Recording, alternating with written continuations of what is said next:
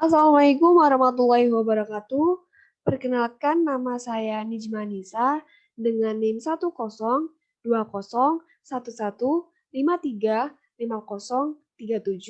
Di sini saya akan membahas mengenai sistem kesehatan nasional.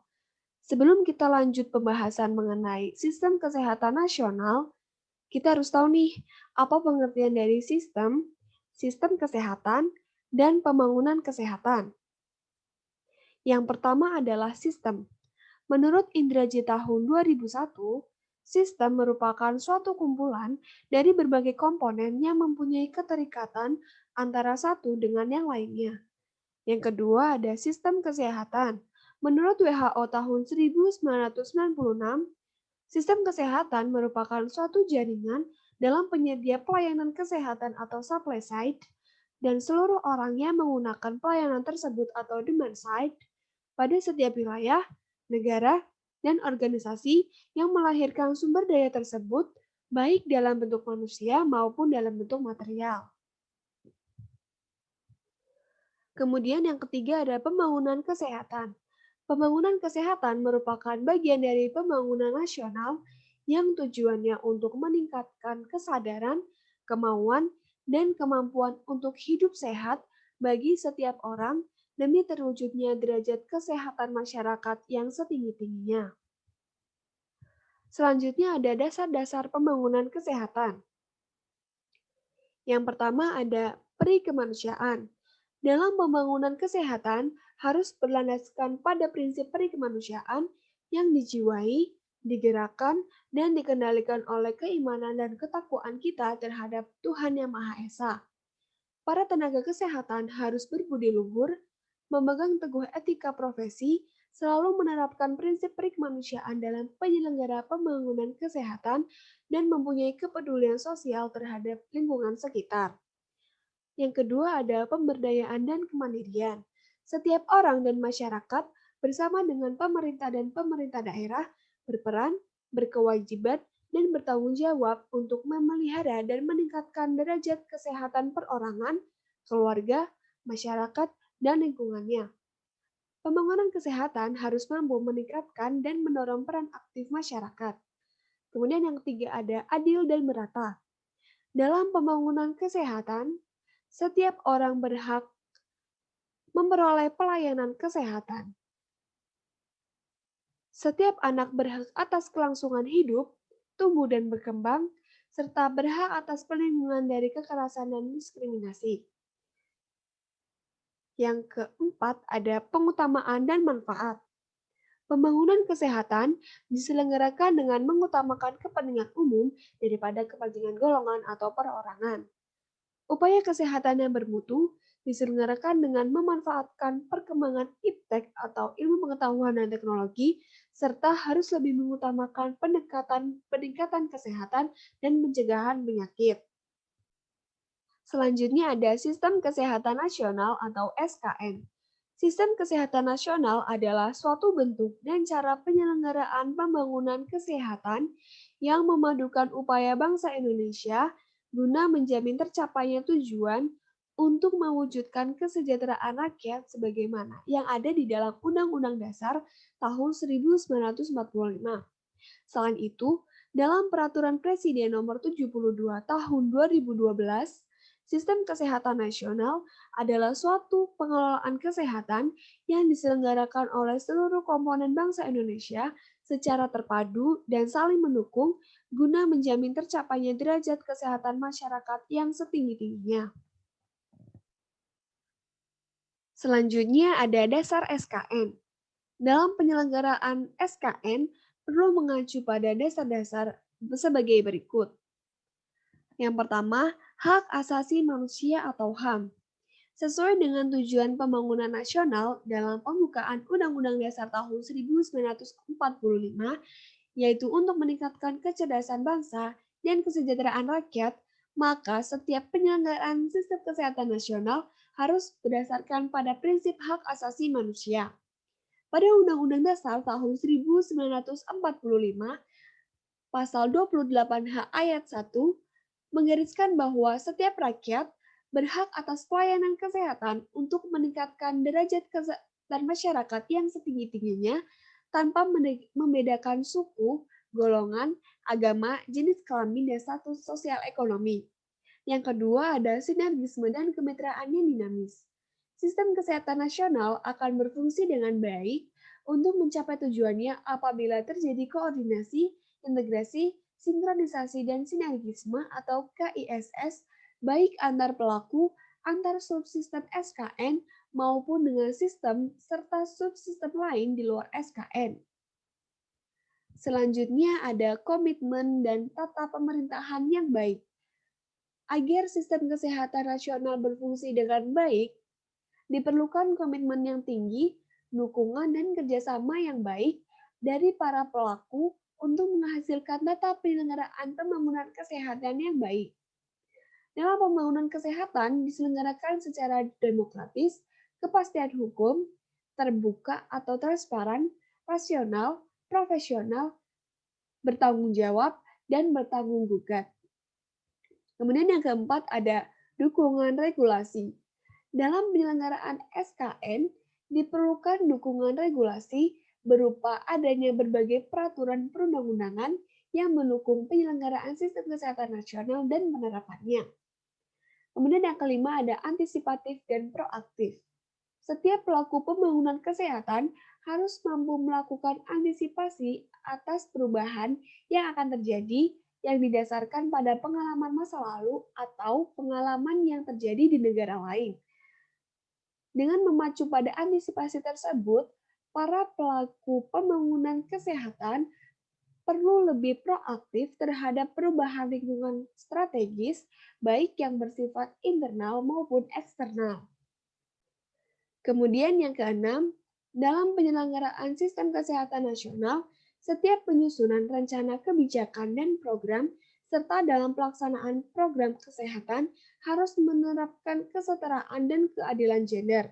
Kesetaraan gender dalam pembangunan kesehatan adalah suatu kesamaan kondisi bagi laki-laki dan perempuan untuk memperoleh kesempatan dan hak-haknya sebagai manusia agar mampu berperan dan berpartisipasi dalam kegiatan pembangunan kesehatan, serta kesamaan dalam memperoleh manfaat dalam pembangunan kesehatan. Selain itu, ada keadilan gender, yakni suatu proses untuk menjadi adil terhadap laki-laki dan perempuan dalam pembangunan kesehatan. Selanjutnya yang ketujuh, kearifan lokal. Penyelenggaraan sistem kesehatan nasional di daerah harus memperhatikan dan menggunakan potensi daerah yang secara positif dapat meningkatkan hasil guna dan daya guna pembangunan kesehatan, yang dapat diukur secara kuantitatif dari meningkatnya peran serta masyarakat dan secara kualitatif dari meningkatnya kualitas hidup jasmani dan rohani.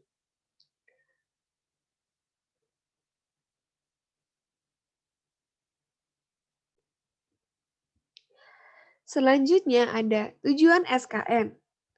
Tujuan sistem kesehatan nasional adalah terselenggaranya pembangunan kesehatan oleh seluruh komponen bangsa, baik pemerintah, pemerintah daerah, ataupun masyarakat termasuk badan hukum, badan usaha, dan lembaga swasta secara sinergis, berhasil guna, dan berdaya guna sehingga dapat terwujud derajat kesehatan masyarakat yang setinggi-tingginya. Selanjutnya, ada landasan sistem kesehatan nasional. Sistem kesehatan nasional berlandaskan pada 3 landasan, yaitu yang pertama, Pancasila sebagai landasan ideal. Yang kedua ada landasan konstitusional, yakni pada Undang-Undang Dasar tahun 1945, khususnya pada pasal 28A, 28B ayat 2, 28C ayat 1, 28H ayat 1 dan 3, 34 ayat 2 dan 3. Kemudian selanjutnya landasan operasional dalam SKN adalah Undang-Undang Nomor 36 Tahun 2009. Selanjutnya ada suprasistem SKN.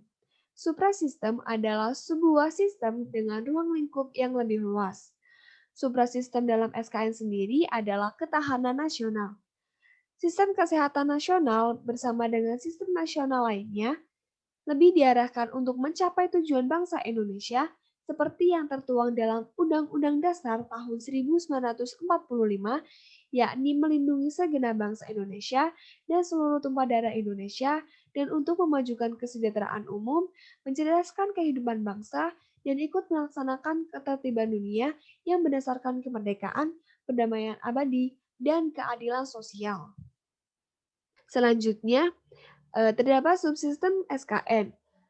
Subsistem SKN dibagi menjadi 7, yaitu subsistem upaya kesehatan. Untuk dapat mencapai derajat kesehatan masyarakat yang setinggi-tingginya, perlu diselenggarakan berbagai upaya kesehatan dengan menghimpun seluruh potensi bangsa Indonesia. Upaya kesehatan yang diselenggarakan dengan upaya peningkatan, pencegahan, pengobatan, dan pemulihan. Kemudian yang kedua, subsistem penelitian dan pengembangan kesehatan. Subsistem penelitian dan pengembangan kesehatan adalah pengelolaan penelitian dan pengembangan, pemanfaatan dan penapisan teknologi dan produk teknologi kesehatan yang diselenggarakan dan dikoordinasikan guna memberikan data kesehatan yang berbasis bukti untuk mencapai tercapainya derajat kesehatan masyarakat yang setinggi-tingginya. Yang ketiga, yakni subsistem pembiayaan kesehatan.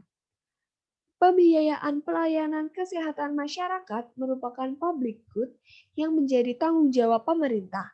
Sedangkan untuk pelayanan kesehatan perorangan, pembiayaan bersifat privat kecuali pembiayaan untuk masyarakat miskin dan tidak mampu menjadi tanggung jawab pemerintah. Selanjutnya yang keempat ada subsistem sumber daya manusia kesehatan. Sebagai pelaksana upaya kesehatan, diperlukan sumber daya manusia kesehatan yang mencakupi dalam jumlah, jenis, dan kualitasnya serta terdistribusi secara adil dan merata sesuai dengan tuntutan kebutuhan pembangunan kesehatan. Oleh karena itu, sistem kesehatan nasional juga memberikan fokus penting pada pengembangan dan pemberdayaan sumber daya manusia kesehatan guna menjamin ketersediaan dan pendistribusian sumber daya manusia kesehatan. Yang kelima, subsistem sediaan farmasi, alat kesehatan, dan makanan. Subsistem kesehatan ini meliputi berbagai kegiatan untuk menjamin aspek keamanan, khasiat atau manfaat, dan mutu sediaan farmasi, alat kesehatan, dan makanan yang beredar, serta ketersediaan pemerataan dan keterjangkauan obat terutama pada obat esensial. Perlindungan masyarakat dari penggunaan yang salah dan penyalahgunaan obat. Penggunaan obat yang rasional serta upaya kemandirian di bidang kefarmasian melalui pemanfaatan sumber daya dalam negeri. Kemudian yang keenam ada subsistem manajemen dan informasi kesehatan. Subsistem ini meliputi kebijakan kesehatan, administrasi kesehatan, hukum kesehatan, dan informasi kesehatan. Untuk menggerakkan pembangunan kesehatan secara berhasil guna dan berdaya guna, diperlukan manajemen kesehatan. Peranan manajemen kesehatan adalah untuk koordinasi, integrasi, sinkronisasi, serta penyelesaian berbagai subsistem SKN dan efektif, efisien, serta transparansi dari penyelenggaraan SKN tersebut. Kemudian yang ketujuh, subsistem pemberdayaan masyarakat. Sistem kesehatan nasional akan berfungsi secara optimal apabila ditunjang oleh pemberdayaan masyarakat. Masyarakat termasuk swasta bukan semata-mata sebagai sasaran pembangunan kesehatan, melainkan sebagai subjek atau penyelenggara dan pelaku pembangunan kesehatan. Oleh karena itu, pemberdayaan masyarakat sangat penting agar masyarakat termasuk swasta dapat mampu dan mau berperan dalam pelaku pembangunan kesehatan. Selanjutnya, penyelenggaraan kesehatan. Dalam sistem kesehatan nasional, baik masyarakat, pemerintah, ataupun swasta mempunyai tanggung jawab atas penyelenggaraan pembangunan kesehatan. Sistem kesehatan nasional tidak akan berjalan apabila hanya dilakukan oleh Departemen Kesehatan atau dinas yang berkaitan dengan kesehatan. Kesimpulannya adalah, sistem kesehatan nasional merupakan suatu bentuk dan cara penyelenggaraan pembangunan kesehatan agar dapat terwujud derajat kesehatan masyarakat yang setinggi-tingginya. Sistem kesehatan nasional berpedoman pada Pancasila, Undang-Undang Dasar tahun 1945, dan Undang-Undang Nomor 36 tahun 2009. Dalam penyelenggaraannya harus dilakukan oleh seluruh komponen, baik masyarakat, pemerintah, Departemen Kesehatan, maupun sektor lain. Berikut adalah daftar pustaka yang saya gunakan. Sekian presentasi dari saya, kurang lebihnya mohon maaf. Wabillahi taufiq wal hidayah. Wassalamualaikum warahmatullahi wabarakatuh.